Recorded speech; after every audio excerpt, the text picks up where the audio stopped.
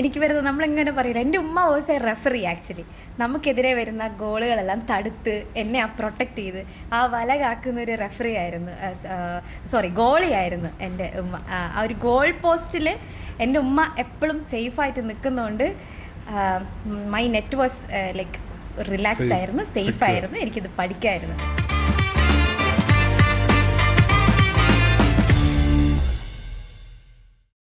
Hi all, നമസ്കാരം. ഞാൻ ഷിനാസ്. ഇന്ന് എൻ്റെ ഒപ്പം ഉള്ളത് ജസീല ജന്നത്ത്, വടകരയുടെ കോഴിക്കോടിൻ്റെ കേരളത്തിന് തന്നെ അഭിമാനമായിട്ടുള്ള ജസീല. ഇത്തവണത്തെ UPC സിവിൽ സർവീസ് റാങ്കിൽ 397ാമത്തെ റാങ്ക് മേടിച്ചിട്ട് നമ്മുടെ എല്ലാം അഭിമാനമായി മാറിയിരിക്കുകയാണ് ജസീല. ജസീല, കൺഗ്രാജുലേഷൻസ്. എനിക്കൊരു കൈതരി. Thank you so much sir. Thank you Jaseela. ജസീലയുടെ സ്റ്റോറി ഭയങ്കര ഇൻസ്പയറിംഗ് ആയിട്ടുള്ള സ്റ്റോറിയാണ്. അപ്പം ഞാൻ ആദ്യത്തെ എൻ്റെ എനിക്ക് അറിയേണ്ടതെന്ന് പറയുന്നത്, ജസീലയുടെ സ്കൂളിങ്ങും കാര്യങ്ങളൊക്കെ കോഴിക്കോട് തന്നെയായിരുന്നു അല്ലേ? എവിടെയായിരുന്നു? ഏത് സ്കൂളിലാണ് പഠിച്ചതൊക്കെ? +2 വരെ നാട്ടിൽ തന്നെയായിരുന്നു. High school MJ vocational higher secondary school, പിന്നെ +1 +2 പഠിച്ചത് മേമുണ്ട HSലായിരുന്നു. അതിനുശേഷം ഗ്രാജുവേഷൻ പഠിക്കാൻ സെന്റ് ജോസഫിലേക്ക് പോകുന്നു അല്ലേ? അതെ. ഓക്കെ, എങ്ങനെ ഉണ്ടായിരുന്നു കോളേജ് ലൈഫൊക്കെ? എങ്ങനെയായിരുന്നു കോളേജ് ലൈഫ്? എനിക്ക് ഒരു ഡിഫറെൻറ്റ് എക്സ്പീരിയൻസ് ആയിരുന്നു. ഫോർ ദ ഫസ്റ്റ് ടൈം വീട്ടിൽ നിന്ന് മാറി വേറൊരു സ്ഥലത്തേക്ക് പോകുന്നു. വീട്ടുകാർക്കൊക്കെ ഭയങ്കര കൺസേൺ ആയിരുന്നു, ഹോസ്റ്റലിൽ നിൽക്കുക. ഞാൻ അങ്ങനെ നിന്ന് ശീലിച്ചിട്ടില്ല. അവർക്കതൊരു വേറൊരു ഫീലായിരുന്നു. എനിക്കത് ഭയങ്കര ഒരു മൊമെൻ്റ് ആയിരുന്നു. ലൈക്ക് ഒരു 24 hours വീട്ടുകാരല്ലാത്തൊരു സർവൈലൻസിലോട്ട് നമ്മൾ പോകുന്നു. വേറൊരു സപ്പോർട്ടിങ് സിസ്റ്റം, അല്ലെങ്കിൽ നമ്മുടെ കാര്യങ്ങളെല്ലാം ചെയ്തു തരാൻ നമുക്ക് വീട്ടുകാരുണ്ട്, വീട്ടിലുള്ള ആളുകളും എല്ലാവരും ഉണ്ടാവും. ഫ്രണ്ട്സ്, ആ ഒരു സോഷ്യലൈസേഷൻ, ഒരു വേറെ ലൈഫ് ഓഫ് ഒരു സോഷ്യലൈസേഷൻ ആയിരുന്നു, അതിൻ്റെ value. And college was so considerable ആയിരുന്നു എല്ലാ കാര്യത്തിലും. Teachers was very supportive. ഇപ്പം നമുക്ക് എഴുതാൻ പറ്റുന്നില്ല എന്നാകുമ്പം ഇൻറ്റേർണൽസ് ഇപ്പം വെറുതെ ഒരു മാർക്ക് ഇട്ട് തരൂല. അത് seems to be very inclusive. അതേ സാധനം എൻ്റെ അടുത്ത് വൈവയായിട്ട് ചോദിക്കും. അങ്ങനെയൊക്കെ എനിക്ക് വേറെ ഒരു കൈൻഡ് ഓഫ് ഡിസ്ക്രിമിനേഷനും ഫേസ് ചെയ്യാണ്ട് വെരി മാക്സിമം ഇൻക്ലൂസീവ് ആയിട്ടായിരുന്നു എൻ്റെ കോളേജ് എന്നെ കൺസിഡർ ചെയ്തിട്ടുണ്ടായിരുന്നത്. I am very proud to be a Devagirian. Okay, അപ്പം ഞാൻ കാണുന്നൊരു കാര്യം എന്ന് വെച്ച് കഴിഞ്ഞാൽ ഇംഗ്ലീഷ് ലിറ്ററേച്ചറാണ് അല്ലേ? അതെ സർ. ഓക്കെ, എന്നിട്ട് അവിടുന്ന് ശേഷം അടുത്ത PG പഠിക്കാനായിട്ട് ടിസ്സിലേക്ക് പോകുന്നു. നോക്കൂ, ആദ്യം വീട്ടിൽ നിന്ന് മാറി നിൽക്കുന്നു, വീണ്ടും കേരളത്തിൽ നിന്ന് തന്നെ മാറി നിൽക്കാൻ പോവാണ് അല്ലേ? അപ്പോൾ കേരളത്തിൽ നിന്ന് PG പഠിക്കാൻ പോകുമ്പോഴത്തേക്കും വീട്ടുകാരുടെ ടെൻഷൻ കൂടിയോ അതോ കുറഞ്ഞോ? എന്തായിരുന്നു അപ്പം? ഉറപ്പായിട്ടും ഭയങ്കരമായിട്ട് കൂടി. പക്ഷേ അതിൻ്റെ ആ കൂടിയത് എനിക്ക് കുറച്ച് ഒരു പരിധി വരെ എനിക്കത് ഡിസ്മിസ് ചെയ്ത് വിടാൻ പറ്റിയത്. ദാറ്റ് 3 കൊല്ലം വേറൊരു നാട്ടിൽ പോകുന്നുള്ള ഒരു കൺസേൺ മാത്രമേ അവർക്ക് ഉണ്ടായിരുന്നുള്ളൂ. വേറൊരു ഹോസ്റ്റൽ എന്നൊരു സാധനം ഞാൻ ഓൾറെഡി ഒരു 3 വർഷം പഠിച്ചത് കൊണ്ട് I was able to manage somehow. പക്ഷെ എന്നാലും വേറൊരു നാട്, മുംബൈ ഒക്കെ ആണല്ലോ. അപ്പം നമ്മൾ വേറെന്തൊക്കെയോ മിസ്കൺസെപ്ഷൻസ് ആണ് നമ്മുടെ നാട്ടിൽ, മുംബൈക്കൊക്കെ പ്രത്യേകിച്ച് വെരി റൂറൽ ആയിട്ടുള്ളൊരു ഏരിയ ആണ്. അപ്പോൾ അങ്ങനെ വരുമ്പോൾ ഭയങ്കര കൺസേൺ ഉണ്ടായിരുന്നു, സേഫ്റ്റി, സെക്യൂരിറ്റി, അങ്ങനെയൊക്കെ. പക്ഷേ എൻ്റെ വീട്ടുകാർ അവസാനം പറയുന്നൊരു ഡയലോഗുണ്ട്, എങ്ങനെ വീണാലും അവൾ ജീവിച്ചോളും. ആ ഒരു കൺസിഡറേഷൻ ഉണ്ടായിരുന്നു. ചൂസ് ചെയ്യാനുള്ള റീസൺ എന്തായിരുന്നു? MSW ആയിരുന്നു സാർ. എനിക്ക് MA സോഷ്യൽ വർക്കായിരുന്നു അവിടെ ചെയ്തിട്ടുണ്ടായിരുന്നത്. അപ്പം എനിക്കൊരു ഡ്രീം PG ആയിരുന്നു. എൻ്റെ +2 പഠിക്കുന്ന ഒരു റിസോഴ്സ് പേഴ്സൺ, ഒരു കൗൺസിലർ ഉണ്ടായിരുന്നു, ഒരു മാം MSW കംപ്ലീറ്റ് ചെയ്തതാണ്. അപ്പോൾ മാമാണ് എൻ്റെ അടുത്ത് ആ ഒരു ക്യാമ്പസിനെ പറ്റിയൊക്കെ പറയുന്നത്. അപ്പോൾ ഞാൻ എന്തായാലും ഉറപ്പിച്ചിരുന്നു, വാട്ട് എവർ ദ ഗ്രാജുവേഷൻ, ടിസ് എൻ്റെ ഒരു ഡ്രീം ക്യാമ്പസ് ആയിരുന്നു. ആൻഡ് ആ 2 വർഷം ഞാൻ പഠിച്ചതിന് എനിക്ക് അതിൻ്റെ ബെനിഫിറ്റ് ഒരുപാട് കിട്ടി. Very happy to be a learner, student of TIS. അപ്പം അതായത് UG PG ഒക്കെ കഴിഞ്ഞിട്ട് UPC പ്രിപ്പറേഷനിലേക്ക് തുടങ്ങുന്നതിന് മുമ്പ്, അപ്പം ഫസ്റ്റ് ക്വസ്റ്റ്യൻ എന്ന് പറയുന്ന പ്രിപ്പറേഷൻ വരുന്നതിനൊക്കെ മുമ്പ് ഈ സിവിൽ സർവീസിനുള്ള ആഗ്രഹം ഏത് സമയത്താണ് ജസലിക്ക് തോന്നുന്നത്? എനിക്ക് സത്യം പറഞ്ഞു കഴിഞ്ഞാൽ എനിക്ക് ആ ജോലി ചെയ്യാൻ എനിക്ക് ക്യാമ്പസ് പ്ലേസ്മെൻ്റ് ആയിരുന്നു ഒരു NGOയിൽ പ്രജാഹിതയിൽ വർക്ക് ചെയ്യാനുള്ളൊരു ഭാഗ്യം കിട്ടി, ഒരു പ്രൊജക്റ്റ് അസോസിയേറ്റ് ആയിട്ട്. ഞാനൊരു ഡിസിഷൻ എടുക്കുന്നത് അവിടെ നിന്നാണ്. ഒരു സ്ട്രോങ് വിഷൊന്നും ആയിരുന്നില്ല, ചെറുപ്പം തൊട്ടേ ഇങ്ങനെ കൊള്ളാം അങ്ങനെ ഉണ്ടായിരുന്നു. ബട്ട് എൻ്റെ വീട്ടുകാർ എന്നെ പഠിപ്പിച്ച ടീച്ചേഴ്സ്, എനിക്കൊരു ടീച്ചറുണ്ട്, his name is Harindranath. Sir എൻ്റെ അടുത്ത് ക്വിസിങ്ങിനൊക്കെ പോയായിരുന്നു. ഞാൻ 10th പഠിക്കുമ്പോഴേ പറയുന്നുണ്ട്, സിവിൽ സർവീസിന് വിടണം അവളെ എന്ന്. അപ്പോൾ എൻ്റെ ഉമ്മ എപ്പോഴും പറയുമായിരുന്നു, അത് ഹരീന്ദ്രൻ മാഷ് അങ്ങനെ പറയുമായിരുന്നു, അങ്ങനെ പറയുമായിരുന്നു. അപ്പോൾ ആ സാറ്, പക്ഷെ അന്ന് ഞാൻ സ്വപ്നത്തിൽ പോലും വിചാരിച്ചില്ല ഞാനത് ചൂസ് ചെയ്യും. കാരണം എൻ്റെ മെയിൻ പ്രശ്നം കുത്തിയിരുന്ന് പഠിക്കണം എന്നുള്ളതായിരുന്നു. ആ ഒരു ലേണിംഗ് സിസ്റ്റം എനിക്ക് ഭയങ്കര ഡിഫിക്കൽട്ടായിരുന്നു. വേറൊരു നമ്മൾ 10th അങ്ങനെ പഠിക്കുന്നത് പോലെ അല്ലല്ലോ. അപ്പോൾ അത് ഞാൻ ഇങ്ങനെ ഒരു സെറ്റ് സൈഡായിരുന്നു. പക്ഷേ PG കഴിഞ്ഞു, വർക്ക് ചെയ്യാനുള്ള ഓപ്പർച്യൂണിറ്റി കിട്ടി. പിന്നെ അതേപോലെ ടിസ്സിലെ ഫീൽഡ് വർക്ക്, നമുക്ക് മൺഡേ ട്യൂസ്ഡേ ഫീൽഡും ബാക്കി 3 days ക്ലാസ്സും ആയിരിക്കും. അപ്പോൾ ആ ഫീൽഡ് ഇൻ്ററാക്ഷൻ, പിന്നെ അതേപോലെ വർക്ക് ചെയ്യുമ്പോൾ നമ്മൾ എൻഗേജ് ചെയ്യുന്ന കമ്മ്യൂണിറ്റി കുറച്ച് ഫീൽഡ് ഓറിയൻറ്റഡ് ആയിട്ട് I found to be very happy myself that. എനിക്ക് ഭയങ്കര ഒരു സാറ്റിസ്ഫാക്ഷൻ ആയിരുന്നു. ഒരിക്കലും ഒരു ഓഫീസിൽ പോയി മടുത്ത് എന്നുള്ളൊരു ഫീൽ ഉണ്ടാവില്ല, അല്ലെങ്കിൽ ഫീൽഡായിരുന്നു എനിക്ക് ഭയങ്കര. അപ്പോൾ ഒരു കമ്മ്യൂണിറ്റി ഓറിയൻറ്റഡ് വർക്ക് അല്ലെങ്കിൽ ഒരു കമ്മ്യൂണിറ്റി എൻഗേജ്മെൻ്റ് എന്ന് പറയുന്നത് എനിക്ക് ഭയങ്കര ഒരു താല്പര്യമുള്ളൊരു ഫീൽഡായി മാറിയപ്പം I thought that why I should not, I don't എനിക്ക് എന്തായാലും പറ്റും ആ ഒരു എൻ്റെ വർക്ക് ഏരിയ എന്തുകൊണ്ട് എനിക്ക് ബ്രോഡൻ ചെയ്തുകൂടാ. I need to be broaden that I will be able to potentially use my skill in to several field and ഒരു കുറച്ചും കൂടെ ലാർജറായിട്ടുള്ള ബെനിഫിഷ്യറീസിലെത്താം ആൻഡ് വെരി പോളിസി ഫ്രെയിം വർക്കിൻ്റെ പാർട്ടാവാം, ഒരു കൺട്രിക്ക് തന്നെ, ഒരു നേഷന് തന്നെ, ഒരു നേഷൻ ബിൽഡിങ്ങിൻ്റെ പാർട്ടാവാം എന്നുള്ള ഒരു ഡിസിഷനൊക്കെ വന്നപ്പം ഐ ഡിസൈഡഡ് ടു ചൂസ്. അപ്പം ഈ അന്നും ബോംബെയിലാണ് ഓൾറെഡി. അപ്പം നമ്മൾ UPC പ്രിപ്പറേഷൻ എന്ന് പറയുമ്പോഴത്തേക്ക് എല്ലാവരുടെയും മനസ്സിൽ കൂടെ ആദ്യം പോകുന്ന കാര്യം ഡൽഹിയാണ്. അപ്പം ഡൽഹി പോകണമെന്നല്ലാന്ന് ആലോചിച്ചിട്ടുണ്ടോ? എന്തുകൊണ്ടാണ് ട്രിവാൻഡ്രത്തേക്ക് വന്നത്? ഡൽഹി എൻ്റെ അടുത്ത് ഇങ്ങനെ പറഞ്ഞിരുന്നു ഡൽഹി പോകണമെന്നുള്ളത്. പക്ഷേ 2-3 റീസൺ ഉണ്ടായിരുന്നു. ഒന്ന്, എക്സ്പെൻസ് ഒരു മാറ്ററായിരുന്നു, ഭയങ്കര എക്സ്പെൻസീവ് ആണെന്ന് കേട്ടു. ആൻഡ് പിന്നെ നമ്മുടെ നാട്ടിൽ നിന്ന് ഞാൻ പുറത്ത് പോയി പഠിച്ചിട്ടും എനിക്ക് ക്യാമ്പസ് അടിപൊളിയായിരുന്നെങ്കിലും നമ്മുടെ നാട്ടിൽ പഠിക്കുമ്പോൾ ഉണ്ടാകുന്ന ഒരു ഫീലും ആ ഒരു ഒരു കൈൻഡ് ഓഫ് റീജിയനലിസം അങ്ങനെയല്ല, എന്നാലും അതെ നമ്മൾ എത്രയായാലും ഒരു മലയാളീനെ കാണുമ്പോൾ ഉണ്ടാവുന്ന ആ നാട്ടിലെവിടെയോ ഫീൽ ഉണ്ടല്ലോ. അപ്പം Trivandrum was also good and ഒരുപാട് നല്ല ഇൻസ്റ്റിറ്റ്യൂട്ട്സുകളുണ്ട്, 2-3 പ്രോമിനൻ്റ് ആയിട്ടുള്ള ഇൻസ്റ്റിറ്റ്യൂട്ട്സുകളുണ്ട്. സോ എനിക്ക് ഇവിടെ മതിയെന്ന് തോന്നി. ഞാൻ എന്തായാലും പിന്നെ മെയിൻ മാറ്റർ എക്സ്പെൻസ് ആയിരുന്നു. പിന്നെ ഒബ്വിയസ്ലി എന്തെങ്കിലും ഉണ്ടെങ്കിൽ പെട്ടെന്ന് എത്തിപ്പെടാൻ പറ്റും, അങ്ങനെയൊക്കെ ഉള്ളതുകൊണ്ട്. ബിക്കോസ് കോവിഡ് ടൈമിൽ ഞാൻ മുംബൈയിൽ സ്റ്റക്കായി പോയിട്ടുണ്ട്. ദെൻ ഐ റിയലൈസ്ഡ് എങ്ങനെയായിരിക്കും ആ ഒരു ഫീൽ എന്നൊക്കെ. അപ്പോൾ ഡിസൈഡ് ടു ചൂസ് ട്രിവാൻഡ്രം. അതിനുശേഷം ഐലൻഡിൽ PCM ബാച്ച് ചൂസ് ചെയ്യാനായിട്ടുള്ള ഫണ്ടമെൻ്റൽ റീസൺ എന്തായിരുന്നു? ആക്ച്വലി ഞാൻ 2-3 ഇൻസ്റ്റിറ്റ്യൂട്ട്സ് ഷോർട്ട് ലിസ്റ്റ് ചെയ്ത് വെച്ചു. അപ്പോൾ എനിക്ക് ആക്ച്വലി ഞാനൊരു ഫറൂഖ് കോളേജിൽ പഠിച്ചിട്ടുണ്ടായിരുന്നു മുന്നേ. അത് ഡ്രോപ്പ് ഔട്ട് ചെയ്തതാണ് എനിക്ക് ഒരു പേഴ്സണൽ റീസൺ കൊണ്ട്.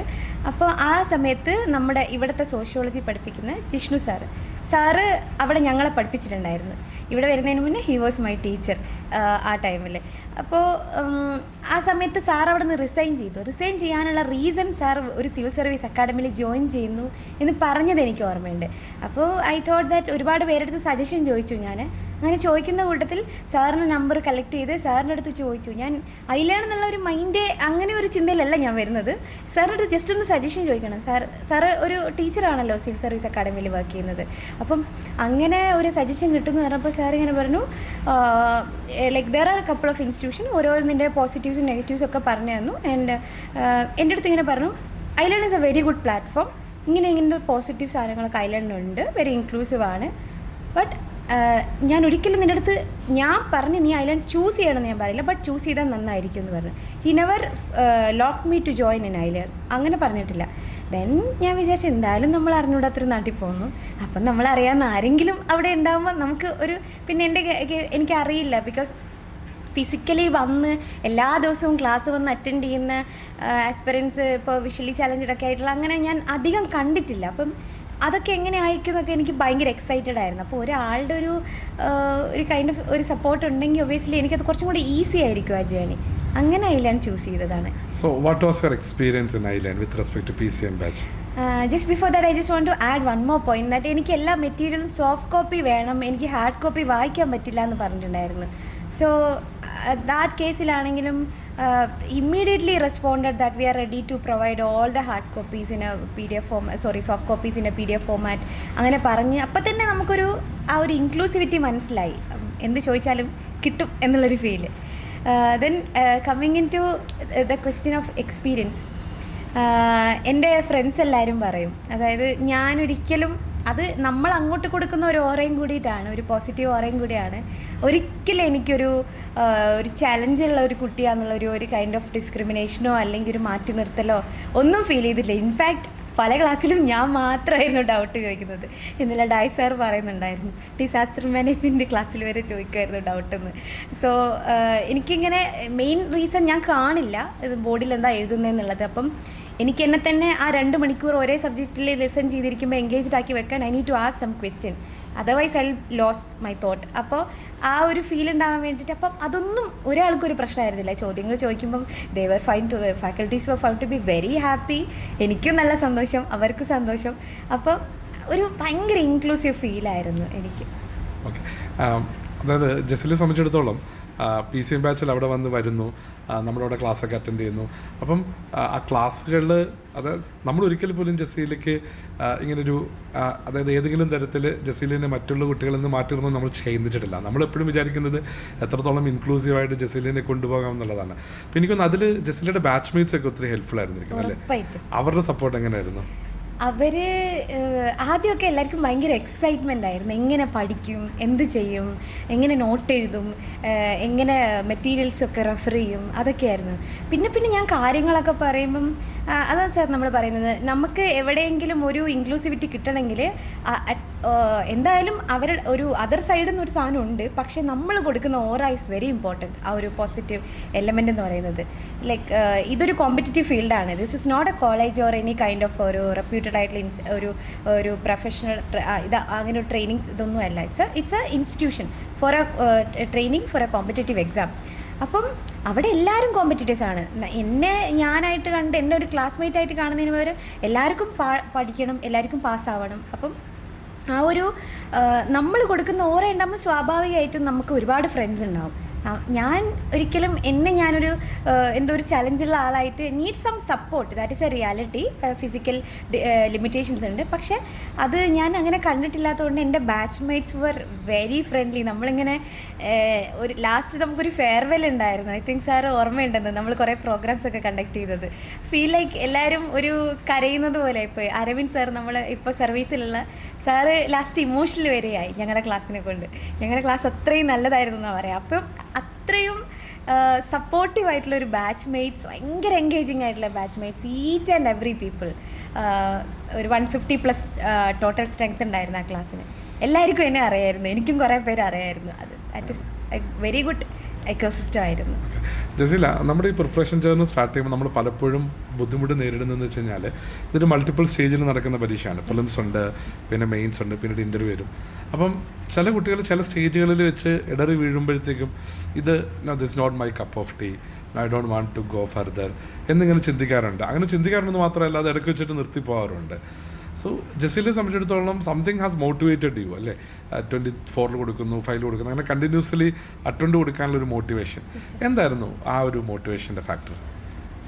സർ, ഞാൻ 22-ൽ എനിക്കിത് പറ്റുമോ നോക്കാൻ വേണ്ടി ഒരു അറ്റംപ്റ്റ് വെറുതെ വേസ്റ്റ് ചെയ്തായിരുന്നു. ഞാൻ സ്റ്റിൽ റിഗ്രറ്റിംഗ് ഫോർ ദാറ്റ്. അപ്പോൾ അത് കഴിഞ്ഞ് പിന്നെ 23-ൽ അതൊരു സീരിയസ് ഫസ്റ്റ് അറ്റംപ്റ്റ് ഞാൻ ഫസ്റ്റ് ഇതായിട്ട് കൊടുക്കുന്നത്. 23-ൽ കൊടുത്തപ്പോൾ ഭാഗ്യം കൊണ്ട് ആ ഇത് എനിക്ക് പാസ്സാവാൻ പറ്റി. അപ്പോൾ തന്നെ എനിക്ക് മനസ്സിലായി ഐ ക്യാൻ ഡൂ സംതിങ്, പറ്റും എന്നുള്ളത്.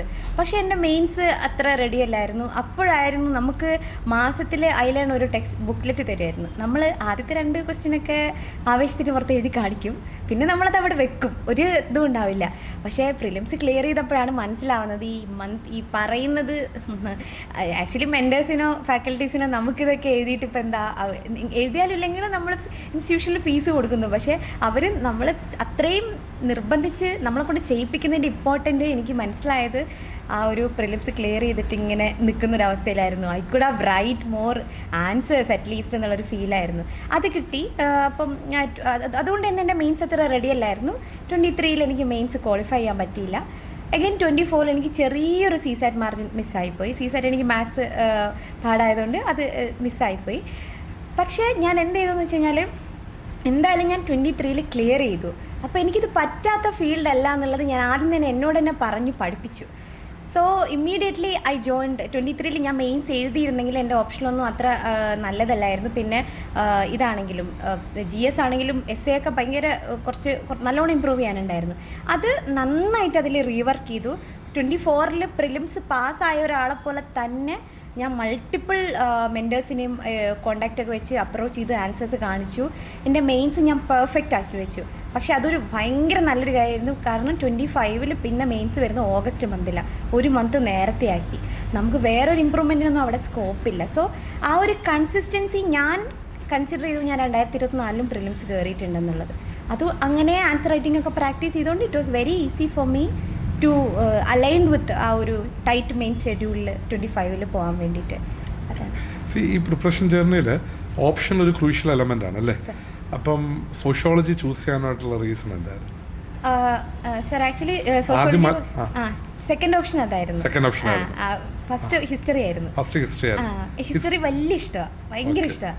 പക്ഷേ നല്ല ഗൈഡൻസ് ഇവിടെ കിട്ടാനില്ല എന്നുള്ളതുകൊണ്ടും പിന്നെ എനിക്ക് ഓൺലൈൻ ലേണിംഗ് എനിക്ക് തീരെ നടക്കാത്തൊരു കേസാണ്. ഞാൻ നേരത്തെ പറഞ്ഞ പോലെ ഞാനെൻ്റെ ഓർമ്മ ശരിയാണെങ്കിൽ ഞാൻ ട്രിവാൻഡ്രത്തേക്ക് പ്രിപ്പറേഷൻ സ്റ്റാർട്ട് ചെയ്യാൻ വരുമ്പം എൻ്റെ ഫ്രണ്ടിൽ 2 ഓപ്ഷൻ, ഒന്ന് ഹിസ്റ്ററി ആയിരുന്നു കേട്ടോ. പക്ഷെ അന്നപ്പം ഞാൻ മനസ്സിലാക്കുന്നത് ഹിസ്റ്ററിക്ക് ഒരു പ്രോപ്പർ എക്കോസിസ്റ്റം കിട്ടാൻ ഭയങ്കര പാടായിരുന്നു. ആ ഒരു സമയത്ത് ഡിഫിക്കൽട്ടായിരുന്നു. അപ്പം അതായിരുന്നു ഒരു റീസൺ. എനിക്ക് ഈ കഥകൾ പോലെ ഹിസ്റ്ററിയിൽ ഓരോ ഇൻസിഡൻസ് പഠിക്കാനും അത് ഓർത്തിരിക്കാനൊക്കെ ഭയങ്കര ഇഷ്ടമായിരുന്നു. പക്ഷേ പിന്നീടാണ് ഞാൻ എൻ്റെ ഓപ്ഷനിൽ മാറ്റുകയൊക്കെ ചെയ്യുന്നത്. അപ്പോൾ രണ്ടാമത്തെ ചോയ്സ് വരുന്നത് സോഷ്യോളജിയിലേക്കാണ് അല്ലേ? ഓക്കെ, അതെങ്ങനെയാണ് ആ ചോയ്സിലെത്തുന്നത്? അത് ഒബ്വിയസ്ലി ഞാനൊരു MSW ഗ്രാജുവേറ്റ് ആണ്. അപ്പോൾ social work, Indian society second പേപ്പറിൽ എനിക്ക് ഒന്ന് നല്ലോണം പുഷ് ചെയ്ത് കഴിഞ്ഞാൽ എനിക്ക് കയറാൻ പറ്റുന്നതേ ഉള്ളൂ. ആൻഡ് +2-ൽ ഹ്യൂമാനിറ്റീസ് ആയിരുന്നു, സോഷ്യോളജി പഠിക്കാനുണ്ടായിരുന്നു അവിടെ. അപ്പം പിന്നെ കുറച്ചും കൂടെ നമുക്കൊരു സോഷ്യലി നമ്മൾ ഒരു ഡയമെൻഷനിൽ ഇപ്പോൾ ഒരു സർവീസിലൊക്കെ കയറുമ്പം നമ്മളൊരു പ്രോബ്ലത്തിന് അപ്രോച്ച് ചെയ്യുമ്പം we use to apply multiple theoretical perspective along with practicality. അപ്പോൾ അതൊരു നല്ലൊരു ഓപ്ഷൻ ആയിരിക്കും എനിക്ക് ഫീൽ ചെയ്തത്. പിന്നെ എൻ്റെ ഒരു MSW ബാക്ക്ഗ്രൗണ്ട്, എസ്പെഷ്യലി നമുക്ക് ഇന്ത്യൻ സൊസൈറ്റിയിലൊക്കെ എക്സാമ്പിൾസ് ഒക്കെ എഴുതുമ്പോൾ I was able to quote many example from my personal experience. അതിനെനിക്ക് വേറെ എവിടെയും റെഫറൻസ് എടുത്ത് പോകേണ്ടി വന്നിട്ടില്ല. ആ ഒരു ഫീൽഡ് വർക്ക് എക്സ്പീരിയൻസും വിമൺ സെൻറ്റേഡ് സോഷ്യൽ വർക്കായിരുന്നു ഞാൻ സ്പെഷ്യലൈസ് ചെയ്തത്.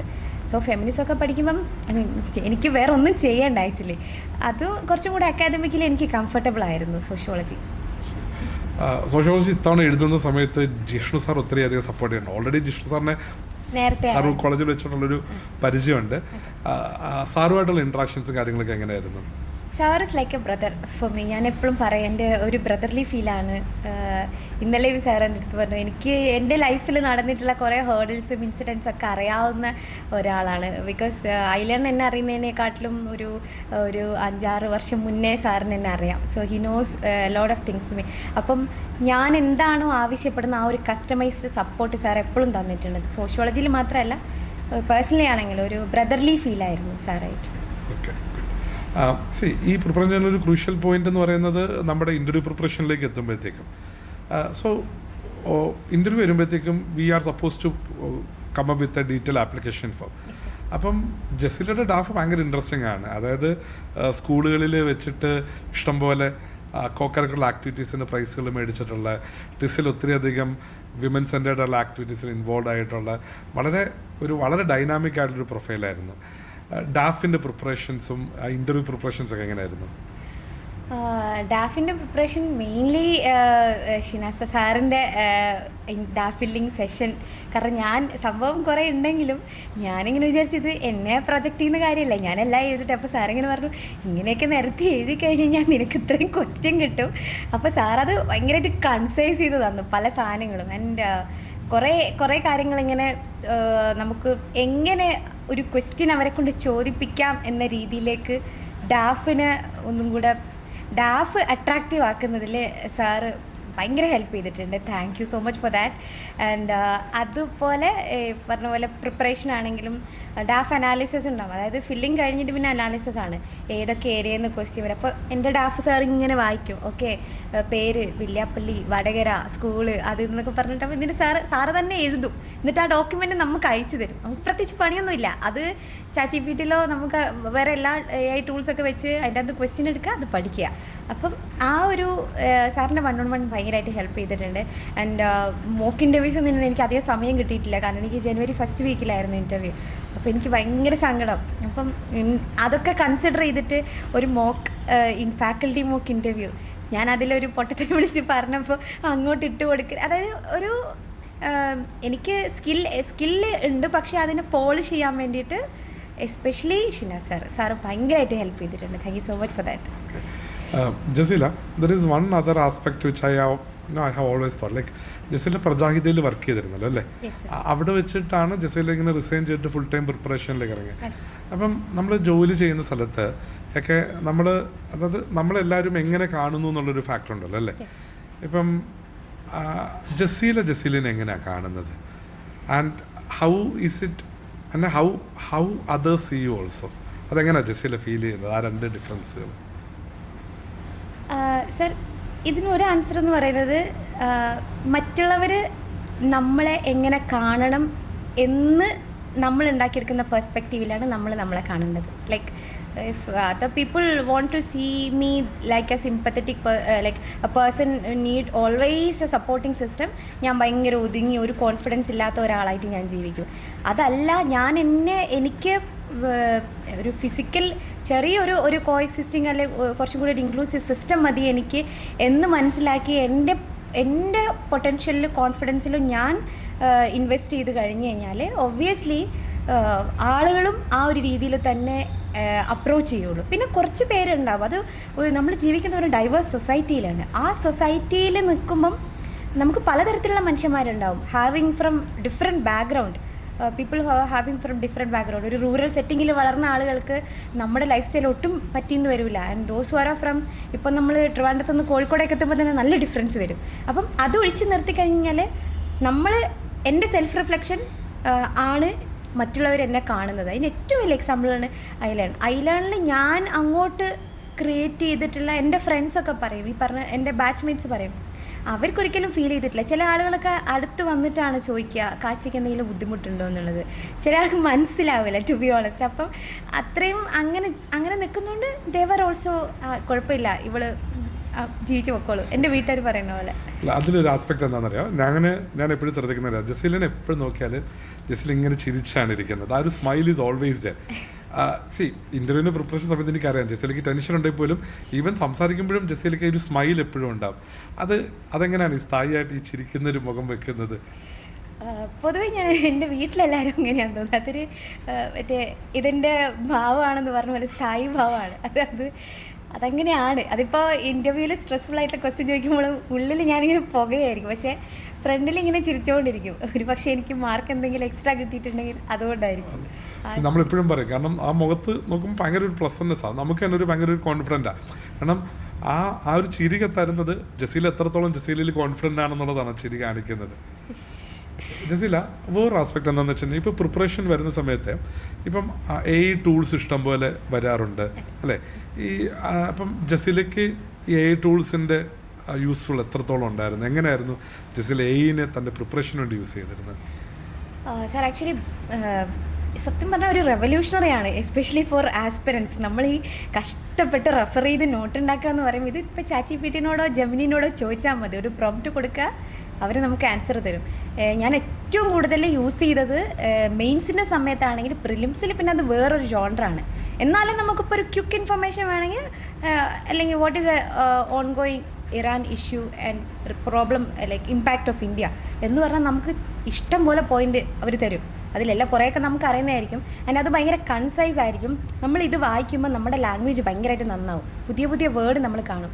മെയിൻസിനാണെങ്കിൽ എസ്പെഷ്യലി ഫോർ എത്തിക്സ് പേപ്പർ ഇങ്ങനെ പറയും, അതായത് എക്സാമ്പിൾ ഫോർ എംപതി. ഞാനിങ്ങനെ സിവിൽ സർവീസ് UPSC നമ്മൾ പ്രോംപ്റ്റ് അടിച്ചു കൊടുക്കും. അപ്പോൾ ഇഷ്ടംപോലെ സാധനങ്ങൾ വരും, നമ്മൾ കാണാത്ത കുറേ എക്സാമ്പിൾസ് ഉണ്ടാവും. ഈ നമ്മൾ ഇപ്പോൾ എത്തിക്സ് DJ സാറിൻ്റെ ക്ലാസ്സിൽ പഠിക്കുന്ന ആൻസ്ട്രോം പാമയും പ്രശാന്ത് നായർ IASൻ്റെ ഒന്നും അല്ലാത്ത കുറേ സാധനങ്ങൾ അതെല്ലാം എല്ലാവരും എഴുതും. അപ്പോൾ അതുപോലത്തെ എക്സാമ്പിൾസാണ്. അത് ഭയങ്കര റെവല്യൂഷണറിയാണ്, especially with regards to ethics example. മെയിൻസിന് അതായിരുന്നു എനിക്ക് ഏറ്റവും കൂടുതൽ ഞാൻ യൂസ് ചെയ്തത്. എത്തിക്സ് പേപ്പറിൻ്റെ എക്സാമ്പിൾസ് ഫൈൻഡ് ചെയ്യാൻ വേണ്ടിയിട്ടായിരുന്നു. പിന്നെ അതേപോലെ IRൻ്റെ ടോപ്പിക്സ് ഷോർട്ട് ലിസ്റ്റ് ചെയ്യാൻ അതിലാണ് ഓൾറെഡി തരും നമുക്ക് കുറേ സാധനങ്ങൾ, അതൊക്കെ തന്നെയായിരിക്കും എന്നാലും. പിന്നെ ഇൻ്റർവ്യൂവിന് ഈ പറഞ്ഞ പോലെ നമ്മൾ ഇതേപോലെ പ്രോംപ്റ്റ് കൊടുത്തു കഴിഞ്ഞാൽ ഹിസ്റ്ററി ഓഫ് വടകര അല്ലെങ്കിൽ എറ്റിമോളജി ബിഹൈൻഡ് കോഴിക്കോട് ഡിസ്ട്രിക്റ്റ് എന്നൊക്കെ പറഞ്ഞു കഴിഞ്ഞാൽ അവർ പറഞ്ഞു തരും നമുക്ക് ആൻസർ. നമ്മളത് പഠിച്ച് അതേപോലെ പഠിച്ച് പേസ്റ്റ് ചെയ്യണമെന്നല്ല, ആ കണ്ടന്റ് നമുക്ക് റെഫർ ചെയ്യാനും.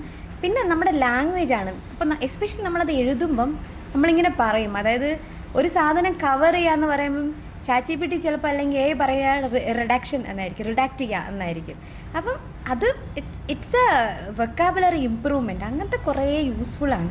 അത് ഭയങ്കര റെവല്യൂഷണറിയാണ് സർ. നമ്മൾ പ്രിപ്പറേഷൻ നടത്തുന്ന സമയത്ത് ഇപ്പോൾ കോളേജിൽ വെച്ചിട്ട് ചിലർ കോളേജിൽ വെച്ച് സ്റ്റാർട്ട് ചെയ്യാറുണ്ട്. അപ്പം ദേവഗിരിയിൽ വെച്ചിട്ടോ അതും അല്ലെങ്കിൽ ടിസിൽ വെച്ചിട്ടോ UPSC പ്രിപ്പറേഷൻ എന്ന് പറഞ്ഞിട്ട് ജസിൽ എന്തെങ്കിലും ചെയ്തിട്ടുണ്ടോ? ഒന്നും ചെയ്തിട്ടില്ല. അതാണ് ഞാൻ അന്ന് പ്രശ്നം എന്താണെന്ന് വെച്ചാൽ ഈ സാറ്റർഡേ സൺഡേയിലാണ് ഈ കോളേജ് ക്ലാസ്സസ് ഉണ്ടാവുക. എനിക്ക് വീട്ടിൽ പോകണമായിരിക്കും, ആ ഒരു ആസ്പെക്റ്റ് ഉള്ളതുകൊണ്ട് എനിക്ക് മടിയാണ്. ആകെ കിട്ടുന്ന സാറ്റർഡേ സൺഡേയും പോയി പഠിക്കണമല്ലോ എന്നുള്ളൊരു ഫീലുണ്ട്. But I could have do it. അല്ല മേ ബി ഒരു വർഷം മുന്നേ എനിക്ക് കയറാൻ പറ്റിയത്. പക്ഷെ കുഴപ്പമില്ല, എല്ലാത്തിനും അതിൻ്റെതായ സമയമുണ്ട് ദാസ എന്ന് പറയുന്നത്. Everything has its time, right? അങ്ങനല്ല, അതാ ഒരു കറക്റ്റ് ടൈമിൽ കറക്റ്റ് ആൾക്കാർ വരികയും ആ ഒരു എക്കോസിസ്റ്റം നമുക്ക് വേണ്ടി വർക്ക് ചെയ്യുകയും ചെയ്യുക എന്ന് പറയുന്ന ഒരു ക്രൂഷ്യൽ എലമെൻറ്റാണ്. ജസില വേറൊരു ഇമ്പോർട്ടൻ്റ് ആസ്പെക്റ്റ് എന്ന് വെച്ച് കഴിഞ്ഞാൽ ഇപ്പം ഞാൻ ഈ പ്രിപ്പറേഷനൊക്കെ സമയത്ത് ഞാൻ നേരിട്ടൊരു ചലഞ്ച് എന്ന് വെച്ച് കഴിഞ്ഞാൽ എനിക്ക് നല്ല സ്റ്റാമറിങ് ഉള്ള ഒരാളാണ്. എനിക്കൊന്ന് ജസിലെ ക്ലാസ്സിലൊക്കെ ചെറുതായിട്ട് ഞാൻ സ്റ്റാമർ എന്നൊക്കെ കേട്ടിട്ടൊക്കെ ഉണ്ടായിരിക്കും. എനിക്ക് എൻ്റെ ഇൻ്റർവ്യൂവിൻ്റെ സമയത്തൊക്കെ ഇത് ഭയങ്കര കൂടുതലായിരുന്നു. എൻ്റെ അടുത്ത് ആരെങ്കിലും ചോദ്യം ചോദിച്ചു കഴിഞ്ഞാൽ സ്റ്റാമറിങ് ഭയങ്കരമായിട്ട് ഞാൻ സ്റ്റാമർ ചെയ്യായിരുന്നു.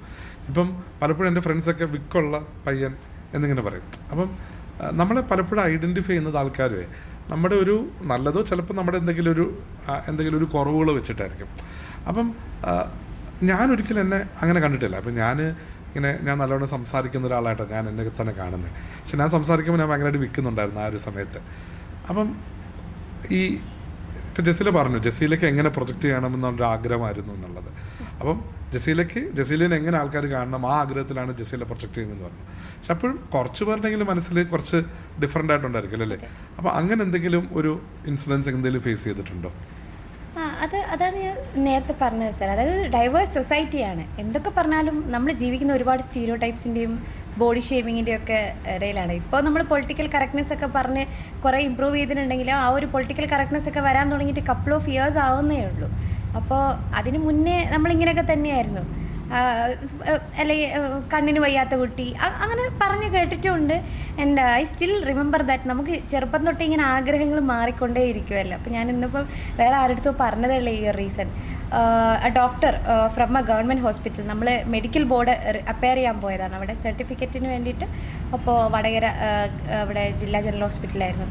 അപ്പം എൻ്റെ ഉമ്മ വാസ് സേയിങ് ദാറ്റ് പഠിച്ച് ടീച്ചർ ആവണമെന്ന് ആഗ്രഹം. എനിക്ക് പണ്ട് തന്നെ ഈ ആൾക്കാരെ ഇപ്പം ഇല്ല കേട്ടോ, പണ്ടായിരുന്നു. ഞാൻ വിചാരിക്കുന്ന ടീച്ചറാകുമ്പോൾ ഒരുപാട് പിള്ളേരെ തള്ളാൻ പറ്റുന്നുള്ളൊരു അതായിരുന്നു എൻ്റെ മൈൻഡ് സെറ്റ്. നമ്മളങ്ങനെയാണല്ലോ പണ്ട് കാണുന്നത്. അപ്പോൾ ആ ഒരു ഫീലാകുമ്പോൾ ഓക്കെ കുറേ പേരെ വടിയെടുത്ത് അടിക്കാൻ പറ്റും, അതുകൊണ്ട് ടീച്ചറാവാം. എനിക്ക് ഭയങ്കര ഇഷ്ടമായിരുന്നു കാര്യങ്ങൾ പറഞ്ഞു കൊടുക്കാനൊക്കെ. അപ്പോൾ എൻ്റെ ഉമ്മ പറഞ്ഞു പഠിച്ച് ടീച്ചറാവണമെന്ന് ആഗ്രഹം. ഇപ്പം അത് ഞാൻ ഈ ഒരു എക്സാമ്പിൾ പറയാൻ കാരണം പല സമയത്തും നമുക്ക് എഡ്യൂക്കേഷൻ പോലും മാറ്റർ ചെയ്യില്ല എന്നുള്ളതായിരുന്നു. She was A doctor, a gazetted officer, in a reputed government institution.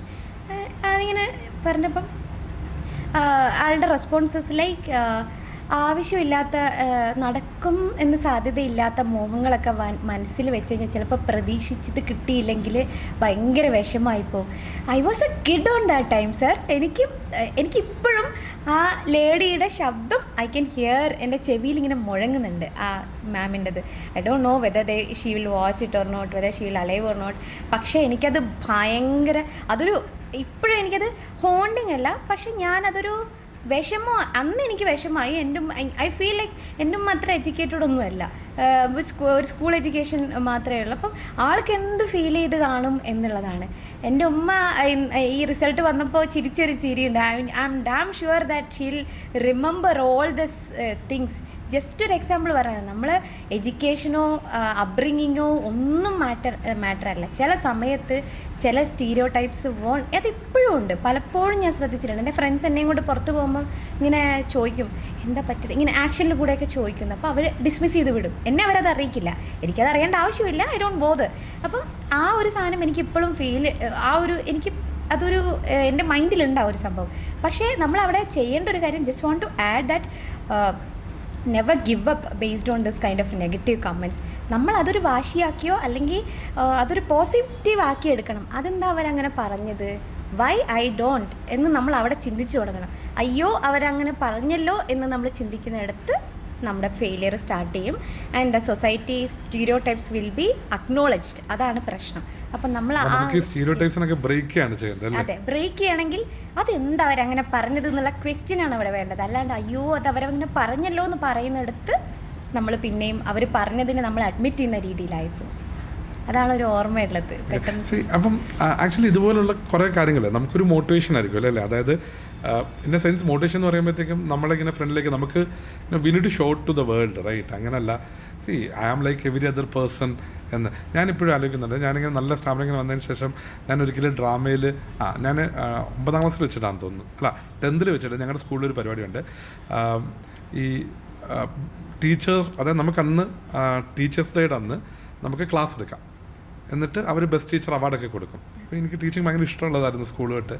അപ്പോൾ ഞാൻ ഈ 10th ഞാൻ ആരൊക്കെയാണ് ടീച്ചറാണെന്ന് ഇപ്പോൾ എണ്ണിച്ചിരുന്നു. അപ്പോൾ ടീച്ചറിൻ്റെ ഇത് പേരെടുക്കാൻ വന്ന എൻ്റെ മാത്സിൻ്റെ ടീച്ചറാണ്. അപ്പോൾ സാറ് ഇങ്ങനെ ചോദിച്ചു, ഷിനാസെ പറ്റുന്ന പണിക്ക് പോയാൽ പോരെ എന്ന് വെച്ചു. അപ്പം എനിക്ക് എന്താ വാശിയെന്നറിയാം, 10Bയിൽ അല്ല ഞാൻ 10Cയിൽ, അപ്പോൾ 10Bയിൽ മാത്സിൻ്റെ ഒരു ക്ലാസ് ഉണ്ട്. ആ ക്ലാസ് എടുത്തിട്ട് എന്ത് ചെയ്യണം, നല്ലവണ്ണം ക്ലാസ് എടുത്തിട്ട് പിള്ളേർ പറയണം നല്ല ക്ലാസ്സാണ്.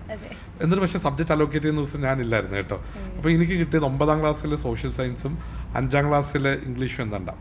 അപ്പം എനിക്ക് കുട്ടികളുമായിട്ട് സംസാരിക്കുന്നത് പഠിപ്പിക്കുന്നത്. അപ്പം ഐ ടു ക്ലാസ്. അപ്പം ഈ ക്ലാസ് എടുക്കുമ്പോൾ എൻ്റെ ഫണ്ടമെൻ്റൽ ഐഡിയ എന്ന് വെച്ച് കഴിഞ്ഞാൽ, ഈ സാറുമാരൊക്കെ ക്ലാസ് എടുക്കുന്നത് ഇപ്പോൾ നമ്മൾ പിള്ളേർക്കൊക്കെ പറഞ്ഞൊക്കെ കൊടുക്കാറുണ്ട് പരീക്ഷയ്ക്ക് ആകുമ്പോൾ ഫ്രണ്ട്സിനൊക്കെ. അപ്പോൾ അവർക്ക് എല്ലാവർക്കും മനസ്സിലാവുന്നൊക്കെ പറയും, ഭയങ്കര താങ്ക്സ് ഒക്കെ പറയും. അപ്പം ആ ഒരു സംഭവം വെച്ചിട്ടാണ് നമ്മൾ പോയത്. അപ്പോൾ ആ വർഷത്തെ ബെസ്റ്റ് ടീച്ചർ അവാർഡ് എനിക്ക് കിട്ടുന്നുണ്ട് കേട്ടോ. അപ്പം അതൊരു ഭയങ്കര ഒരു സംഭവമായിരുന്നു. കാരണം എന്താ വെച്ച് കഴിഞ്ഞാൽ ഇപ്പോൾ സ്റ്റാമര് കൊണ്ട് എന്തുണ്ടെന്ന് പറഞ്ഞു കഴിഞ്ഞാലും I will just go and talk to people. അപ്പം I think that something that always. ഇപ്പം എൻ്റെ ഇതൊരു ചെറിയൊരു കാര്യമാണ് കേട്ടോ. അപ്പം ജസീല ഇത് പറയുന്ന കേൾക്കുമ്പോഴത്തേക്കും എനിക്കൊരു ഗൂസ് ബംസാണ് തോന്നുന്നത്. അത് ചെറിയ കാര്യമല്ല സർ, കാരണം നമ്മൾ ചെറുതാണെങ്കിലും വലുതാണെങ്കിലും നമുക്കത് കേൾക്കുന്ന പ്രായവും ആ സമയത്തുള്ള മാനസികാവസ്ഥയാണ് മാറ്റർ ചെയ്യുന്നത്. ഒരു ഡോക്ടറിൻ്റെ വായിന്ന് അങ്ങനെ കേൾക്കുക. ഇപ്പോൾ സാറിന് എക്സ്പീരിയൻസ് ചെയ്യുന്നത് that you heard from your teacher. നമ്മൾ എക്സ്പെക്ട് ചെയ്യുന്നില്ല, they are suppose to guide us. അങ്ങനെയൊന്നും ഇല്ല, നിങ്ങൾ should be in live light അന്ന് പറയേണ്ടടുത്ത് ഇങ്ങനെ പറയുമ്പം അത് ചെറുതാണ്. എക്സ്പീരിയൻസ് എന്ന് പറയുന്ന അവനവന്, ഇപ്പം എൻ്റെ വീട്ടിൽ നിന്നൊക്കെ പറയും, എല്ലാവർക്കും അവനവൻ്റെ എക്സ്പീരിയൻസ് ഭയങ്കര വലുതായിരിക്കും. സോ അത് നമുക്ക് നമ്മുടെ എക്സ്പീരിയൻസും നമ്മുടെ മാറ്ററും നമുക്ക് എപ്പോഴും പ്രയോറിറ്റി ആയിട്ട് കാണണം. അതും ഒരു വലിയ മാറ്ററാണ്. അതെന്ന് വെച്ചാൽ നമ്മളൊന്ന് പ്രയോറിറ്റൈസ് ചെയ്യണമല്ലോ അല്ലേ. അത് that's A very crucial element ഒക്കെ.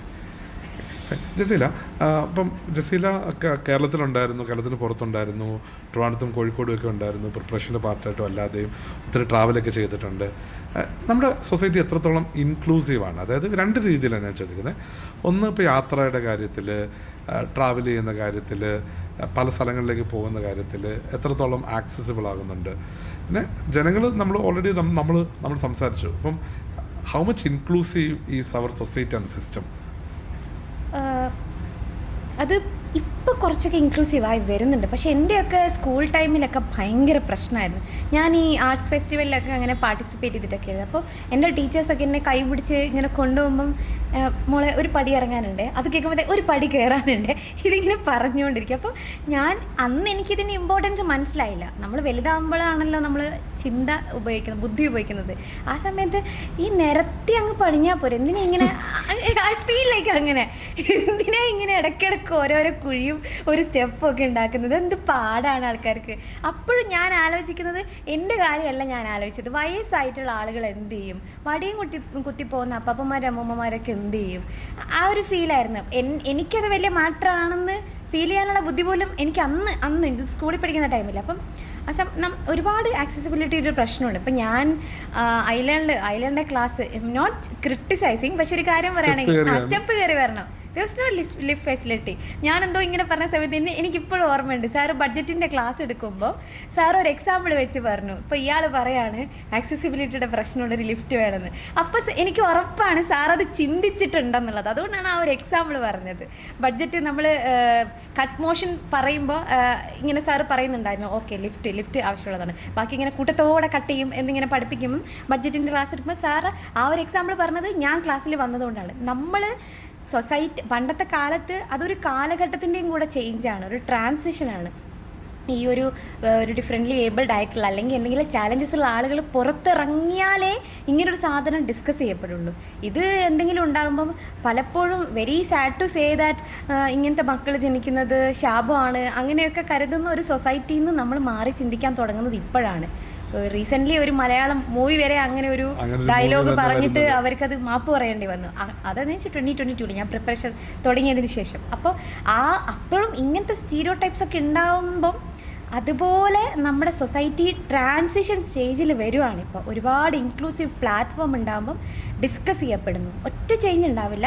ഇപ്പോഴും നമ്മുടെ സൊസൈറ്റി സാറിൻ്റെ ക്വസ്റ്റ്യൻ ആൻസർ ചെയ്യുകയാണെങ്കിൽ നോട്ട് വെരി മച്ച് ആക്സസിബിൾ അല്ല, ഒട്ടും ആക്സസിബിൾ അല്ല. പക്ഷേ ഇമ്പ്രൂവ്മെൻ്റ് ഉണ്ട്. ഇതൊരു നമുക്കൊരു കണ്ണടച്ച് തുറക്കുമ്പോൾ അല്ലെങ്കിൽ ഒരു നേരെ ഇരട്ടി വിളിക്കുമ്പോഴത്തേക്ക് ചെയ്യാൻ പറ്റുന്നൊരു കാര്യമല്ല. ബട്ട് ഗെറ്റിംഗ് ഇപ്പോൾ നമ്മളിവിടെ മാനവീയം രീതിയിൽ പോവുകയാണെങ്കിൽ അവിടെ ടാക്ടൈൽ ഫെസിലിറ്റി ഉണ്ട്, നമുക്ക് റാമ്പുണ്ട്, ഒരുപാട് കാര്യങ്ങൾ ചെയ്യും. ഇപ്പോൾ ടൂറിസമൊക്കെ നമ്മുടെ ടൂറിസം ഒരുപാട് ഇൻക്ലൂസീവ് ആയിട്ടുള്ള കാര്യങ്ങൾ എടുക്കുന്നുണ്ട്, വിച്ച് വാസ് നോട്ട് ദെയർ ഒരു 5-10 വർഷം മുന്നേ ഇങ്ങനെ ആയിരുന്നില്ല. ഒരുപാട് കാര്യങ്ങൾ ചെയ്യുന്നുണ്ട്, പക്ഷേ ടൈം എടുക്കും. ബട്ട് ആ ഒരു പ്രോഗ്രസീവ് സ്റ്റെപ്പ് ഭയങ്കര ഒരു വലിയ ക്രൂഷ്യൽ എലമെൻ്റാണ്. ആൻഡ് മൈൻഡ് സെറ്റ് വരുമ്പം ഇതൊക്കെ ഒരു ഇൻസ്റ്റിറ്റ്യൂഷൻ ലെവലിൽ വരേണ്ട ഒരു ഹോളിസ്റ്റിക് അപ്രോച്ചാണ്. നമ്മളിപ്പോൾ ആക്സസിബിൾ ഇൻഫ്രാസ്ട്രക്ചറൊക്കെ ഉണ്ടാക്കുക എന്നുള്ളത് അത് ഗവൺമെൻറ് അതേപോലെ ഒരു മൾട്ടി സ്റ്റേക്ക് ഹോൾഡർ അപ്രോച്ചാണ്. പക്ഷേ മൈൻഡ് സെറ്റിൽ വരുമ്പം മോറോവർ അത് ഇൻഡിവിജ്വൽസാണ് ആദ്യം ചെയ്യേണ്ടത്. എൻ്റെ കുട്ടി എല്ലാവരെയും പോലെ ഇപ്പം എൻ്റെ വീട്ടിൽ ഞങ്ങൾ 4 പെൺകുട്ടികളാണ്. എൻ്റെ വീട്ടിൽ എന്നെ വേറൊരു കുട്ടിയാക്കിയിട്ട് വളർത്തിയിട്ടില്ല. ഞാൻ ജോലി ചെയ്യാണ്ടിരിക്കുമ്പം എല്ലാ കുട്ടികളോടും പെൺകുട്ടികൾക്ക് അനുഭവിക്കേണ്ട സാധനങ്ങൾ വരുന്ന സാധനങ്ങൾ അവിടെയാണ് ഞാൻ അടി ഉണ്ടാക്കാറുള്ളത്. എന്നോടെല്ലാം എൻ്റെ വീട്ടിൽ നിന്ന് ചെയ്യിപ്പിക്കും ഇൻഡിവിജ്വലായിട്ട്. അതെൻ്റെ ഹോസ്റ്റലിലൊക്കെ ഉള്ള ആളുകൾ ചോദിക്കും, എങ്ങനെയാണ് ഒറ്റയ്ക്ക് തുണി വാഷ് ചെയ്യുന്നത്, എല്ലാം I use to do everything. അപ്പോൾ എൻ്റെ വീട്ടിൽ നിന്ന് അത് ചെയ്യിപ്പിക്കും. അതുകൊണ്ട് ബാക്കിയുള്ള മക്കളെ പോലെയാണ് എൻ്റെ 3 കുട്ടികളെ പോലെയാണ് എൻ്റെ ഇളയ മോളിൽ നിന്ന് എൻ്റെ പാരൻസ് ചിന്തിക്കുന്നിടത്ത് ഇൻക്ലൂസീവായി. ആ ഒരു ഇൻക്ലൂസിവിറ്റി ഉണ്ടാവേണ്ടത് ഇൻഡിവിജ്വൽ ലെവലിലാണ്, ഫാമിലി ലെവലിലാണ്. അവിടെയാണ് ഞാൻ നേരത്തെ പറഞ്ഞ ഡോക്ടറിൻ്റെ എക്സാമ്പിളൊക്കെ വലിയ മാറ്റർ ആവുന്നത്. അത് ആദ്യം മറ്റേതൊരു ഹോളിസ്റ്റിക് ഒരു ഗവൺമെൻറ് ലെവലിൽ തുടങ്ങി വെക്കേണ്ട ഒരു സാധനമാണെങ്കിൽ ഇവിടെ നമ്മൾ ഒരു ഇൻഡിവിജ്വൽ അപ്രോച്ച് തുടങ്ങിയിട്ട് ഒരു ഹോളിസ്റ്റിക്കലി ഒരു ഇൻസ്റ്റിറ്റ്യൂഷൻ ലെവലിലോട്ട് മാറേണ്ട ഒരു കാര്യമാണ്.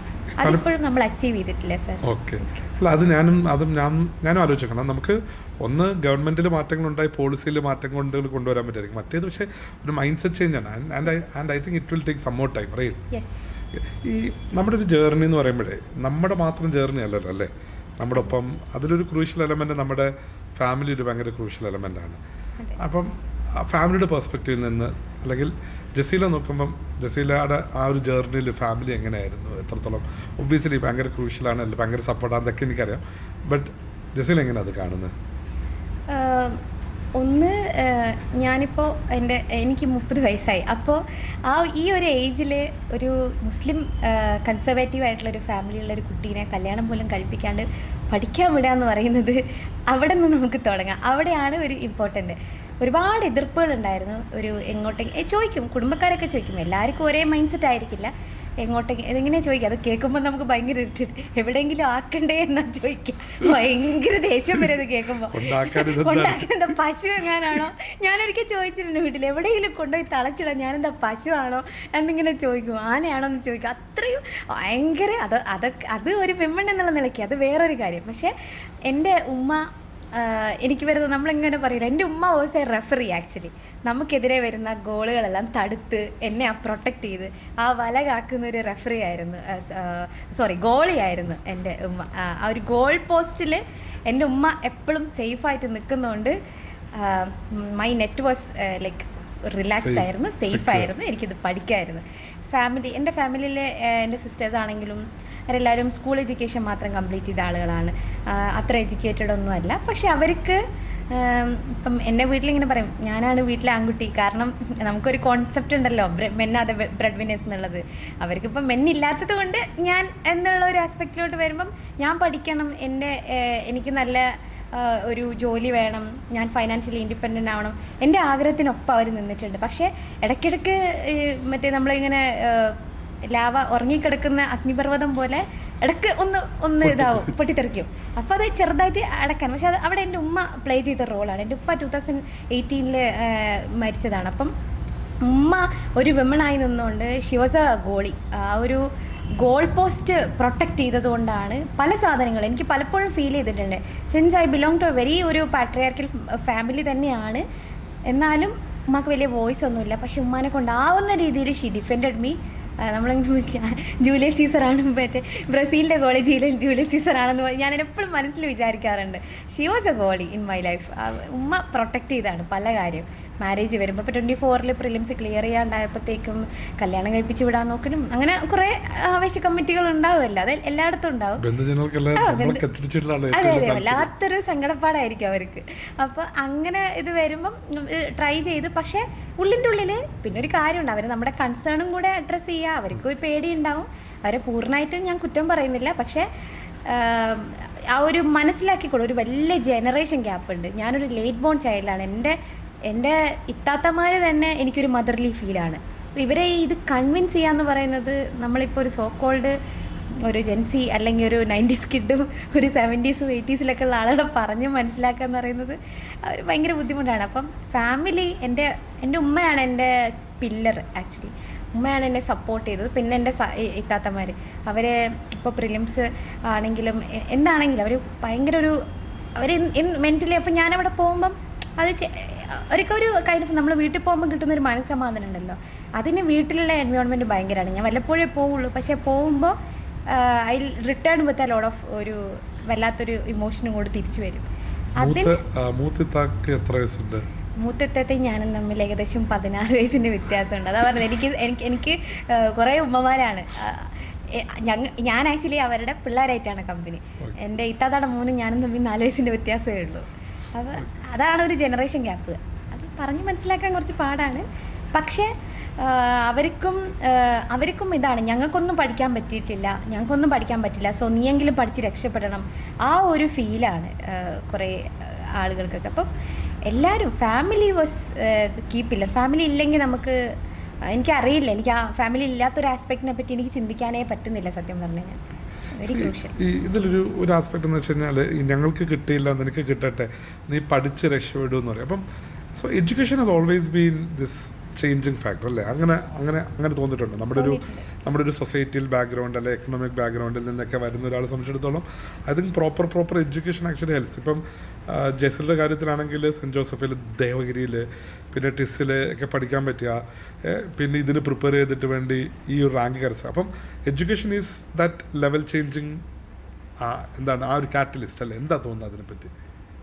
നമുക്ക് നല്ല വിദ്യാഭ്യാസം ഉണ്ടാകുമ്പം നമ്മുടെ തോട്ട് പ്രോസസ്സ്, ഇപ്പം ഞാൻ പറഞ്ഞില്ലേ, എന്നെ ന്യൂ ഫോം ഓഫ് സോഷ്യലൈസേഷൻ ആയിരുന്നു ഇവിടെ. പുതിയ ആളുകൾ, പുതിയ ഐഡിയ, പുതിയ ഐഡിയോളജി, ക്യാമ്പസ് പൊളിറ്റിക്സ്, ഇത് ആർട്സ്. ഇപ്പോൾ നമ്മൾ കലോത്സവം, സോ കോൾഡ് കലോത്സവം അല്ല, അവിടെ വരുമ്പം സോണൽ, ഇൻ്റർ സോണൽ എല്ലാം കുട്ടികൾ തന്നെയാണ് കോർഡിനേറ്റ് ചെയ്യുന്നത്. അവിടെ ലീഡർഷിപ്പ് വരുന്നു, കോർഡിനേഷൻ വരുന്നു, ഗ്രൂപ്പ് കോർഡിനേഷൻ വരുന്നു, അങ്ങനെ പല ആക്ടിവിറ്റീസും ഉണ്ടാവും. അപ്പോൾ ആ ഒരു എഡ്യൂക്കേഷൻ വരുമ്പോൾ നമുക്കൊരു ഹോളിസ്റ്റിക് പേഴ്സണാലിറ്റി ഡെവലപ്മെൻറ്റാണ് നമ്മളവിടെ സ്റ്റാർട്ട് ചെയ്യുന്നത്, especially during college period onwards. അത് കഴിഞ്ഞിട്ട് പിന്നെ നമ്മൾ ഓരോ വർഷം നമ്മൾ പൂർത്തിയാക്കുമ്പോൾ നമുക്ക് ഓരോ വയസ്സ് കൂടുന്തോറും ഓരോ ലേണിംഗ് നമുക്കുണ്ടാകും. അപ്പം നമ്മുടെ ഡിസിഷൻ മേക്കിംഗ് കപ്പാസിറ്റി കൂടും. ഇപ്പോൾ പണ്ട് എനിക്കിപ്പോഴും ഓർമ്മയുണ്ട്, എനിക്ക് ഒന്നാമത്തെ ഒരു പ്രശ്നം, ഇവർ എന്തെങ്കിലും പറയുമ്പോൾ ഞാൻ കുട്ടി എന്നുള്ളൊരു ഫീലായിരുന്നു. ഇവരെല്ലാവരും വലിയ ആൾക്കാർ, ഞാൻ മാത്രം. എനിക്ക് ലേറ്റ് ബോൺ ആയതിൻ്റെ ഒരു വലിയ പ്രശ്നവും സങ്കടമായിരുന്നു അത്. ഞാൻ എപ്പോഴും വിചാരിച്ചിട്ടുണ്ട് എൻ്റെ വീട്ടിലെ മൂത്ത കുട്ടിയായിട്ട് ജനിച്ചാൽ മതിയായിരുന്നു. കാരണം അത് ഭയങ്കര ഫീലാണ് സാർ, അവരെല്ലാവരും ഒറ്റക്കെട്ട് അങ്ങനത്തെ ഒരു ഇതായിരുന്നു. അപ്പോൾ ആ ഒരു സാധനം നമുക്ക് ഇപ്പോൾ എഡ്യൂക്കേഷൻ വരുമ്പം എൻ്റെ ഇത്താത്തമാരെല്ലാവരും യൂസ് ടു ആ സജഷൻ ഫ്രം മീ. അതെൻ്റെ എഡ്യൂക്കേഷൻ കൊണ്ടാണ്. ഞാൻ ഓരോ വർഷം കംപ്ലീറ്റ് ചെയ്യുമ്പോഴും എൻ്റെ ലൈഫിലുണ്ടാകുന്ന ചേഞ്ചും ഞാൻ എടുക്കുന്ന തീരുമാനങ്ങളും നമുക്ക് പക്വത വരും, മെച്യൂരിറ്റി വരും. ഭയങ്കര മെച്യൂരിറ്റി വരും. ആ മെച്യൂരിറ്റി എന്ന് പറയുന്നത് നമ്മുടെ അക്കാദമിക് ലേണിംഗ്, നമ്മുടെ ടീച്ചേഴ്സ് നമുക്ക് തരുന്ന റൈറ്റ് ഗൈഡൻസ്, നമ്മുടെ ഫ്രണ്ട്സിൻ്റെ എക്സ്പീരിയൻസ്, നമ്മളെപ്പോലത്തെ പ്രശ്നങ്ങളുള്ള ഒരുപാട് പേരെ നമുക്ക് അവിടെ ഇവിടെയൊക്കെ കാണാൻ പറ്റും. അവരെല്ലാവരും അവരെ പ്രശ്നങ്ങളെ അതിജീവിക്കുന്നത് പല രീതികളിൽ കൂടെയാണ്. ഇങ്ങനെ കുറേ ഒരു ഹോളിസ്റ്റിക് ആയിട്ടുള്ള ഡെവലപ്മെൻറ്റ് നമ്മുടെ പേഴ്സണാലിറ്റിയിലുണ്ടാവും. പിന്നെ ഒബ്വിയസ്ലി വിദ്യാഭ്യാസം ഉണ്ടെങ്കിൽ നമുക്ക് ജോലി, എംപ്ലോയബിലിറ്റി ഉണ്ട്, ഫൈനാൻഷ്യലി ഇൻഡിപെൻഡൻ്റ് ആവും. അതൊന്നും കൂടെ ലെയറാണ്. പിന്നെ നമ്മൾ ആര് പറയുന്ന കേൾക്കാനെന്നുള്ളൊരു ഇത് വരും. ഒബ്വിയസ്ലി അതൊരു വലിയ മാറ്ററാണ്. ജസീല, വേറൊരു ആസ്പെക്റ്റ് എനിക്ക് ചോദിക്കാനുള്ളത് എന്താണെന്ന് വെച്ച് കഴിഞ്ഞാൽ, C there are lot of students out side. അപ്പം അതിൽ ഇപ്പം ജസീലിനെ പോലെ എന്തെങ്കിലും ചലഞ്ച് നേരിടുന്നുണ്ട്, അല്ലെങ്കിൽ ആ ചലഞ്ചിനെ ഓവർകം ചെയ്യാൻ താല്പര്യപ്പെടുന്നവരുണ്ടാവും. അപ്പം അങ്ങനെയുള്ള ഒരാളുടെ അടുത്ത്, ഒരു നോർമൽ സ്റ്റുഡൻ്റ് എന്നതിൻ്റെ അടുത്തല്ല ഞാൻ ചോദിക്കുന്നത്, അങ്ങനെ ഇപ്പം Jaseela is going to be role model for many. അപ്പം ആ ഒരു റോൾ മോഡൽ എന്നുള്ള രീതിയിൽ നിന്ന് ഞാൻ ചോദിക്കുകയാണ്, what you want to tell those people who thinks that they cannot do it because of something that they are lacking?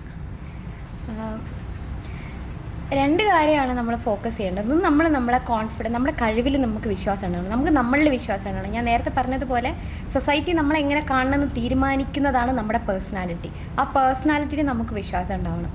ആ വിശ്വാസം ഉണ്ടായാൽ തന്നെ നമുക്ക് ഓക്കെ വരുന്നിടത്ത് വെച്ച് കാണാമെന്നുള്ളൊരു മൈൻഡ് സെറ്റ് ഉണ്ടാവും. ആ മൈൻഡ് സെറ്റ് ഉണ്ടാകുമ്പോൾ നമുക്ക് എന്തിനെ അതിജീവിക്കാൻ പറ്റും.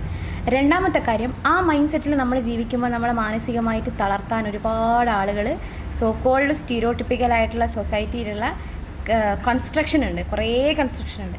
ആ കൺസ്ട്രക്റ്റീവായിട്ടുള്ള കുറേ ഐഡിയാസ് നമ്മളെ, അല്ലെങ്കിൽ ആളുകളുടെ ഫോർമാറ്റിൽ ഇങ്ങനെ haunt ചെയ്യാനുണ്ടാവും.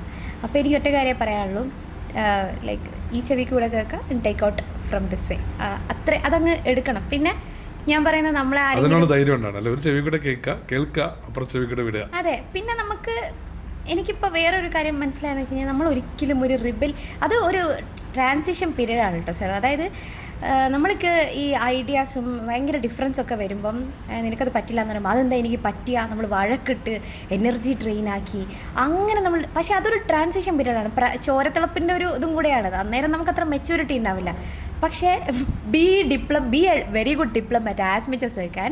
Definitely it will help you in through out your career. അത് ഡിപ്ലോമസി കൺവിൻസ് ചെയ്തെടുക്കുക. അവരെന്താണോ ആഗ്രഹിക്കുന്നത് ആ രീതിയിൽ നമ്മൾ അവരുടെ അടുത്ത് പെരുമാറിക്കഴിഞ്ഞ് കഴിഞ്ഞാൽ പ്രശ്നം കഴിഞ്ഞു. എന്ന് വെച്ചാൽ നമുക്ക് നമ്മുടെ പേഴ്സണാലിറ്റി നമ്മൾ ഗിവ് അപ്പ് ചെയ്യണ്ട. അപ്പോൾ അവരുടെ അടുത്ത് നമ്മൾ അങ്ങനെ ആഗ്രഹിക്കുമ്പോൾ അവർക്ക് അക്നോളജ്മെൻറ്റ് ഉണ്ടാവും. ഞാൻ പറയുന്നതൊക്കെ ഇവൾ കേൾക്കുന്നുണ്ട്, അപ്പോൾ ഓക്കെ ഇവൾ പറയുന്നതൊക്കെ ഞാനും കേൾക്കാം. ഇതൊരു മ്യൂച്വൽ റെസ്പെക്റ്റാണ്, ഒരു ഗിവ് ആൻഡ് ടേക്ക് പോളിസിയാണ്. അപ്പം അതൊക്കെ വേണമെങ്കിൽ നമുക്ക് ഈ അപ്പുറത്തു കൂടെ കേട്ട് ഇപ്പുറത്തു കൂടെ വിടാനുള്ളൊരു കഴിവുണ്ടാവണം. ആ കഴിവെന്ന് പറയുന്നത് പേഷ്യൻസ് ആണ്, ഇമോഷണൽ ഇൻ്റലിജൻസ് ആണ്. ഈ നമ്മൾ GS ഒക്കെ പഠിക്കുന്ന സമയത്ത് എത്തിക്സ് പേപ്പർ നമ്മൾ പഠിക്കുന്ന വെറുതെ അല്ല, ഒരുപാട് ചേഞ്ചസ് ഉണ്ടാവും, നല്ല ചേഞ്ചസ് വന്നിട്ടുണ്ട്. ഞാൻ തന്നെ ഒരുപാട് നന്നായി പോയിട്ടുണ്ട് ശരിക്കും. ഈ നമ്മുടെ പ്രിപ്പറേഷനിൽ വരുമ്പോഴേ, അതായത് താങ്കളിപ്പോൾ എല്ലാവർക്കും റോൾ മോഡൽ ആവുന്നെന്ന് പറഞ്ഞു, ജസീലയ്ക്ക് ആരായിരുന്നു റോൾ മോഡൽ? അങ്ങനെ ആരെങ്കിലും റോൾ മോഡലായിട്ടുണ്ടായിരുന്നു? എനിക്കങ്ങനെ ഓരോ ആസ്പെക്റ്റിലും ഓരോ ആളായിരുന്നു. പക്ഷെ ഞാൻ ഈ പറഞ്ഞതുപോലെ എൻ്റെ ഉമ്മയാണ് എൻ്റെ റോൾ മോഡൽ. പിന്നെ എൻ്റെ ഉപ്പ എന്ന് പറയുന്നത് ഈ പറഞ്ഞതുപോലെ എല്ലാവരെയും ഒരുപോലെ കണ്ടൊരു മനുഷ്യനായിരുന്നു. അന്നത്തെ കാലത്ത് ഇപ്പോൾ 4 പെൺകുട്ടികൾ ജനിച്ചിട്ട് ഒരു മക്കളോട് ഒരു ഡിസ്ക്രിമിനേഷൻ കാണിക്കാത്ത, മക്കളെ പൊന്നുപോലെ കൊണ്ട് നടക്കുന്ന ഒരു പ്രൗഡ് ഫാദറായിരുന്നു. ആ ഒരു ഉപ്പായുടെ ഒരു ഗുണമാണ് എനിക്ക് കുറേ കിട്ടിയിരിക്കുന്നത് ഇങ്ങനെ പറയും. പിന്നെ എൻ്റെ ഉമ്മ, even though she was not, ഇപ്പം എൻ്റെ 2 ഉപ്പയാണെങ്കിലും ഉമ്മയാണെങ്കിലും അത്ര എഡ്യൂക്കേറ്റഡ് ഒന്നുമല്ല, ബട്ട് അവർക്ക് കുറേ പ്രാക്ടിക്കൽ എന്താ പറയുക ഈ എക്സ്പീരിയൻസസ് ഉണ്ട്. അവരനുഭവിച്ചതും അവർ കുറേ കഥകളൊക്കെ നമ്മളടുത്തും പറയും. അങ്ങനെ വരുമ്പം ഇവർ ജീവിക്കുന്നൊരു ജീവിതമുണ്ട്.